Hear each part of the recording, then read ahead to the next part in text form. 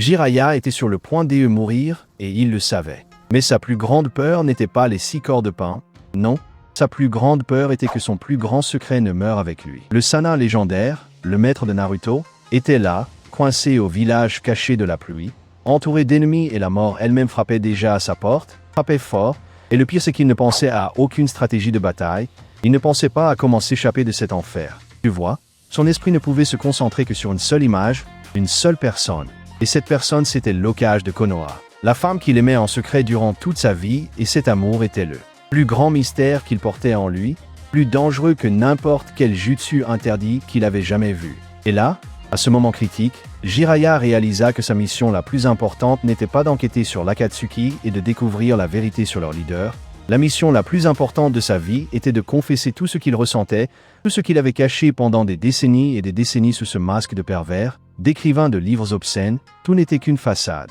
Un mensonge qu'il avait inventé pour cacher la vérité accablante qu'il donnerait sa vie 1000 fois. Juste pour voir Tsunade sourire vraiment, parce qu'il avait toujours su que cet amour n'arriverait jamais, qu'il ne serait jamais assez bien pour elle, et cette douleur était pire que n'importe quel récepteur de chakra noir qui était planté dans son dos en ce moment. C'est alors qu'il décida d'utiliser une technique que aucun ninja au monde n'avait le courage d'utiliser, et c'était un jutsu qui ne tuait pas d'ennemis, ne détruisait pas de village, mais c'était quelque chose de beaucoup plus sinistre et profond, et il se mordit le doigt fort et le sang coula, et avec des mains tremblantes il commença à faire les signes et chaque signe était un souvenir d'elle et il concentrait tout le reste de son chakra non pas pour se battre, mais pour créer un parchemin spécial, un parchemin qui ne pourrait être détruit par rien au monde et ce parchemin garderait sa dernière volonté, sa déclaration finale, et il mettait là l'essence même de son âme et tout l'amour qu'il avait gardé pendant tant d'années, sans savoir s'il arriverait jamais entre ses mains. Mais le secret de cette technique était que c'était un jutsu spatio-temporel et qu'il ne s'activerait que si l'utilisateur mourait et c'était la condition finale et la plus cruelle de toutes et le parchemin serait scellé et resterait blanc jusqu'à ce que le chakra de Jiraiya disparaisse du monde et seulement alors le message apparaîtrait.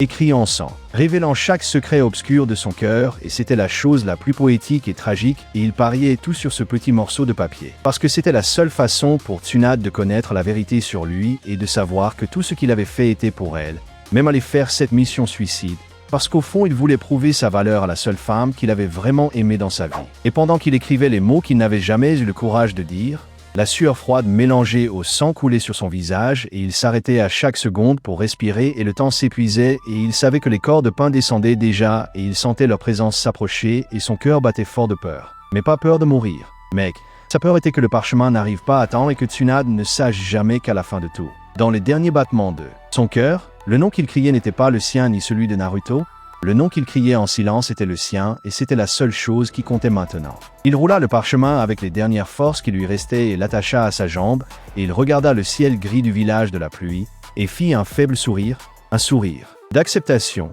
parce qu'il savait que son voyage se terminait et il appela un petit crapaud messager discret et il remit le parchemin au crapaud et dit d'une voix faible et presque inaudible « Apporte ça à elle, peu importe le prix ». Et le crapaud le regarda avec tristesse, mais acquiesça de la tête et disparut en fumée, emportant avec lui le dernier espoir de Jiraiya que son amour ne soit pas en vain. Et au moment exact où le crapaud disparut, la porte de la cachette explosa et les 6 corps de pain entrèrent, avec leurs yeux ringants brillants de haine et de destruction. Et Jiraiya se leva avec difficulté, prêt pour sa bataille finale, et il savait qu'il n'avait aucune chance de survivre. Mais il était en paix, parce qu'il avait fait ce qui devait être fait et il regarda Pain et dit avec un sourire défiant. Préparez-vous, parce que le maître Jiraiya a encore une dernière leçon à donner. Mais au fond, son cœur était avec Tsunade et il savait que si ce parchemin n'arrivait pas, sa mort serait la plus grande tragédie de sa vie et il était prêt à donner son dernier soupir pour elle. Le combat commença en un clin d'œil et le pain principal n'attaqua même pas Jiraiya en premier. Non, regarde ça, il a visé directement le petit crapaud qui s'échappait parce qu'il avait remarqué la forte trace de chakra là et lança un missile de chakra noir frappant le bras du crapaud qui tomba étourdi dans l'eau loin en contrebas. Jiraiya, voyant cette scène, sentit son monde s'effondrer et il cria désespéré en sautant vers le crapaud, mais 3 autres corps de pain lui coupèrent la route avec des attaques brutales et le Sannin dut esquiver par instinct parce que s'il prenait ce coup, il mourrait là sans chance de se battre. Il se battait comme un démon et utilisait de puissants jutsu d'invocation et de barrière, mais le Rinnegan voyait tout et annulait, tout et le temps passait et Jiraiya regardait en bas et voyait le crapaud flotter et se noyer avec le parchemin des la mort encore attachée à sa petite patte disparaissant presque dans les ténèbres. Et là Jiraiya comprit le plan cruel du leader de l'Akatsuki parce que Pain ne voulait pas seulement le tuer. Mec, Il voulait effacer l'existence de Jiraiya et détruire tout ce qu'il aimait, et le secret de Tsunade était la cible principale maintenant, et cette réalisation fut comme un coup de poignard dans la poitrine, pire que n'importe quel récepteur noir. Avec ses dernières forces et utilisant le mode ermite à la limite, il conjura une immense barrière du marécage de l'au-delà pour piéger les pins, et dans un élan final et un dernier sprint, il sauta dans l'eau dans un plongeon suicide, cherchant le petit crapaud blessé qui était déjà submergé se battant pour sa vie. Il toucha le crapaud dans l'eau froide et sentit le parchemin, mais sa petite patte était cassée et il lâcha, et avec l'impact du combat là-haut, le parchemin glissa de la main tremblante de Jiraiya et tomba directement dans l'abîme profond et glacé sous Amegakure, où la lumière n'arrivait jamais et d'où personne ne revenait jamais. Mec, le Sannin légendaire cria là sous l'eau, et aucun son ne sortit, mais la douleur dans son âme fut si grande qu'il arrêta de se battre et laissa le mode ermite échouer parce que la seule chose qui comptait pour lui maintenant est sa dernière volonté, venait d'être avalée par les ténèbres profondes de cette mer glacée. Sans force et le cœur brisé, Jiraiya fut tiré vers le haut par les 6 corps de pin qui l'entourèrent dans l'eau, et il ne résista plus et les pointes noires furent plantées à nouveau dans son dos, mais il ne sentait même plus la douleur physique parce que la douleur de la perte de sa dernière confession à Tsunade était insupportable et accablante. Il regarda le ciel et vit la pluie tomber mélangée à ses larmes, et il sut qu'il n'y avait plus de retour possible et accepta la mort, mais pas comme un héros de Konoha, il accepta la mort comme le plus grand échec qui ait jamais vécu. Parce qu'il n'avait pas protégé l'information et le pire de tout, il n'avait pas protégé son amour interdit. Dans son esprit, il demandait pardon à Naruto, mais surtout il demandait pardon à elle, et l'image du sourire de Hokage apparut et il pensa qu'il ne verrait plus jamais ce visage, et ce fut son dernier souvenir avant que sa conscience ne commence à faillir et que son monde ne devienne complètement noir. Pain voyant Jiraiya immobile et mourant considéra la mission comme accomplie et disparut dans les ombres du village de la pluie, et un silence mortel prit possession du lieu, et là-bas en bas, très profond, le parchemin immortel coulait sans s'arrêter, emportant le plus grand secret du monde ninja vers une tombe de glace et de ténèbres absolues. Ça semblait être la fin et la tragédie totale, mec, mais le jutsu spatio-temporel de Jiraiya était plus complexe que ce que le Rinnegan pouvait imaginer. Parce que là-bas au fond de la mer glacée, le parchemin ne s'est pas mouillé, ne s'est pas déchiré, et le sceau commença à briller d'une lumière rouge mystérieuse et une force bizarre, et Caché commença à tirer ce petit morceau de papier dans une direction qui changerait le destin de tout le monde à Konoha pour toujours. Les mois passèrent lentement à Konoha et la douleur de la perte de Jiraiya était encore vive et saignait dans la poitrine de tout le monde, tu vois. Mais personne ne sentait cette douleur plus que Tsunade elle-même, et elle était à la limite, mec, à la limite absolue de sa sanité parce que la culpabilité corrodait son âme chaque jour. C'était une nuit froide et elle était sur le balcon du bâtiment de Hokage buvant bouteille après bouteille de saké, essayant de noyer les souvenirs et l'image de son dernier sourire au départ, et elle regardait la lune et se demandait pourquoi diable elle ne l'avait pas empêché d'aller faire cette mission suicide au village de la pluie. Son visage, qui semblait toujours jeune et fort grâce au ninjutsu médical, montrait maintenant des signes de fatigue extrême et les cernes profonds trahissaient les nuits sans sommeil.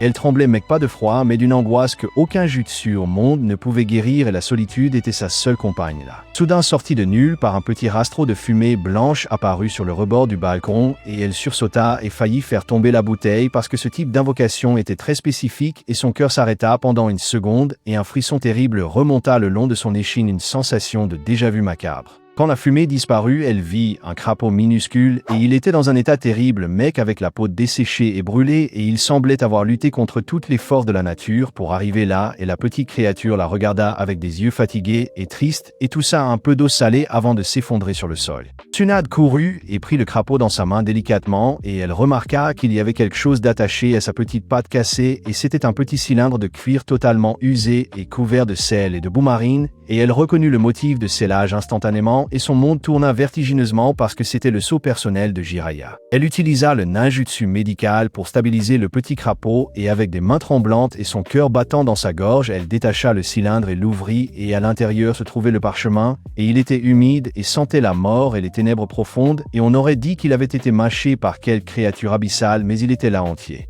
L'émotion fut si forte qu'elle tomba à genoux sur le balcon, et le saké fut oublié sur le sol, et elle pleurait désespérée et sans contrôle parce que c'était un message de l'au-delà, et c'était la preuve physique qu'il avait pensé à elle jusqu'à la dernière seconde, et elle ne pouvait même pas respirer correctement avec l'impact de cette révélation fracassante. Elle tenta d'ouvrir le parchemin, mais il était scellé par un jutsu de sang et de temps, et elle savait que seul son sang ou la fin de son chakra pourrait ouvrir ça, et comme il était déjà parti, elle se mordit le doigt fort et passa le sang sur le sceau rouge, qui commença à briller intensément d'une lumière chaude et nostalgique. Le parchemin se déroula doucement devant elle et Tsunade retint ses larmes, espérant voir une carte ou un indice sur pain ou n'importe quelle information militaire cruciale pour le village, mais ce qu'elle vit la Mecque changea tout ce qu'elle pensait de l'homme qu'elle avait connu toute sa vie et la laissa complètement paralysée par le choc. Le papier n'avait pas de carte et n'avait pas de code et en fait le parchemin semblait être blanc mais la lumière rouge du sceau continuait de briller et d'émaner une énergie spirituelle absurdement forte et Tsunade sentit une présence familière juste là à côté d'elle et la température sur le balcon monta soudainement comme si quelqu'un la prenait dans ses bras par derrière. Elle regarda le papier blanc à nouveau et ses larmes tombèrent sur la surface humide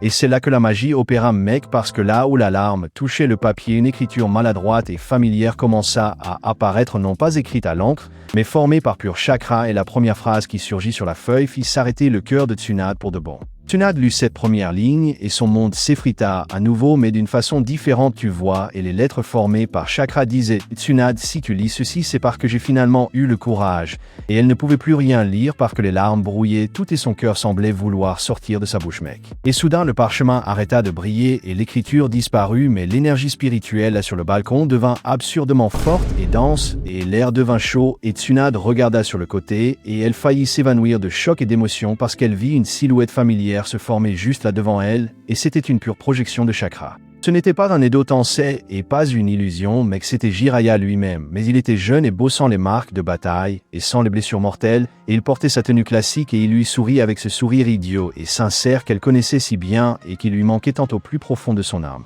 Tsunade tenta de le toucher, mais sa main passa à travers parce qu'il n'était que de l'énergie et il la regarda dans les yeux avec un amour si profond qu'elle n'avait jamais vu auparavant et la projection commença à parler et sa voix résonna dans son esprit pas dans les environs et c'était la voix calme du Jiraiya du bon vieux temps de la jeunesse. Il dit « Je n'ai pas eu le temps de te le dire en personne, mais je t'ai toujours aimé et chaque livre que j'ai écrit, chaque blague idiote, chaque coup d'œil aux sources thermales, tout n'était qu'une excuse ridicule pour essayer de gérer le fait que je ne serais jamais assez bien pour toi et ce fut ma plus grande erreur et ma plus grande vérité. » L'occage de Konoha, la femme la plus forte du monde, était là pleurant comme une enfant et elle tentait de parler, mais la voix ne sortait pas et elle pouvait seulement secouer la tête et il continua « Je sais qu'il est tard, mais j'avais besoin que tu saches que dans mon dernier soupir dans l'eau froide, je n'ai pensé qu'à ton visage et ça m'a donné la paix pour partir. » La projection de Jiraiya commença à vaciller et à faiblir parce que son chakra s'épuisait et il s'approcha d'elle et fit le geste de lui caresser le visage même sans pouvoir la toucher et il dit la phrase finale qui brisa Tsunade en 1000 morceaux. « Merci d'avoir été la raison de ma vie, Imadieu. » Et il sourit une dernière fois.